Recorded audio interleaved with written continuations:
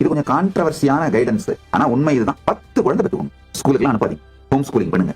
உடனே இப்ப கமெண்ட் கொடுங்க, நித்யானந்தா குலக்கல்வி முறையை ப்ரமோட் பண்ற. சுய தொழில் நடத்துறவங்களால கட்டாயமா இது எல்லாத்தையும் அழகா மேனேஜ் பண்ண முடியும். இப்பெல்லாம் ஏஐ டூல்ஸ் நிறைய வந்துருச்சுங்க. உங்க லைஃப் ஆர்கனைஸ் பண்ணிக்கிறதுக்கும் பியூட்டிஃபுல்லா மேனேஜ் பண்ணிக்கிறதுக்கும் எல்லாமே வந்துருச்சுங்க.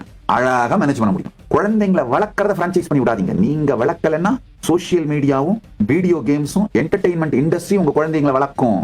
அப்புறம் நாசமா போயிருச்சேன்னு நடுத்தரில் உட்காந்து அழுதுட்டு இருந்தா என்ன புண்ணியம்? நீங்க வளர்க்கல, யாரோ வளர்த்தாங்க, அப்புறம் என்ன ஆகும்? அது அப்படிதான் போகும். 10 குழந்தைங்களை பெற்றுட்டு நல்லா ஹோம் ஸ்கூலிங் பண்ணி குழந்தைங்க ஒவ்வொன்றுத்துக்கும் அதனுடைய தனித்தன்மைகளை கண்டுபிடிக்க வச்சு அந்த ஃபீல்டில் எக்ஸல் பண்ண வைக்கிறதுங்க. எப்ப பார்த்தாலும் அந்த மெக்கலே தருதர முடிச்ச எல்லாத்தையும் 10th 12th என்ஜினியர், அவன் என்ஜினியர் ஆன என்ன பண்ணுவான், குரங்கு மாதிரி நின்றுட்டு இருப்பான். ஒரு மனுஷன் 25 வருஷம் எல்லாம் உபயோகமில்லாத ஒரு கல்விக்காக வீணடிக்கலாமாங்க. குழந்தைங்களை வளர்க்கும் பொழுதே ஏஐ மூலமா எஜுகேட் பண்ணி பிராக்டிகலா உங்க பிசினஸ் கத்து கொடுத்தே பிசினஸோடய வளர்த்துருங்கயா.